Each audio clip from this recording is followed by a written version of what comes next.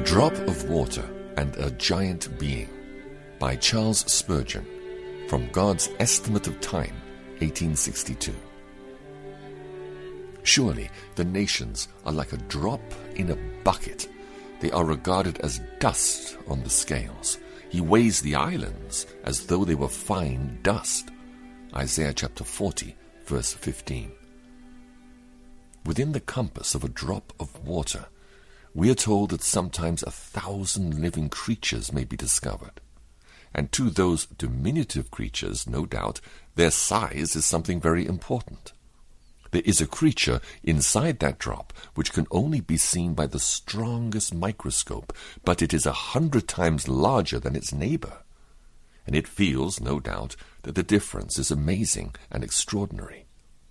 But to you and to I, who cannot even see the largest of these creatures with the naked eye, the larger animalcule is as imperceptible as his dwarfish friend.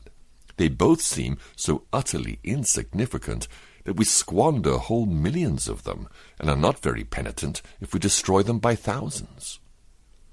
But what would one of those little imperceptible animals say if some prophet of its own kind could tell them that there is a giant being living that would reckon the whole world as a drop of water, as nothing, and could take up 10,000 of those drops and scatter them without the exertion of half its power?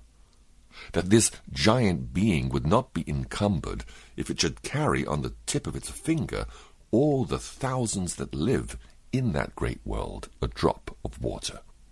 That this giant being would have no disturbance of heart, even if the great king of one of the empires in that drop should gather all his armies against it and lead them to battle. Why, then the minuscule creatures would say, "How can this be? We can hardly grasp the idea."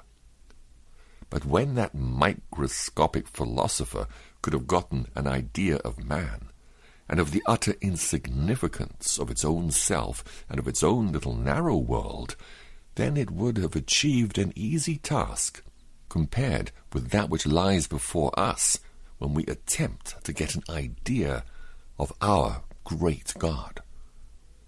We think of the infinite nature of God in being able to marshal all the stars and govern all the orbs which bespangle the brow of night.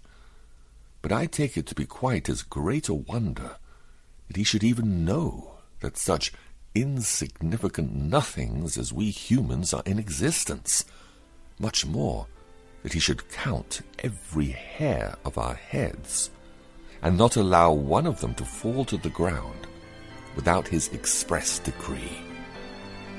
The infinite is as much known in the small as in the magnanimous, and God may be as really discovered by us in the drop of water as in the rolling orb. But this is astonishing of God, that he even observes us.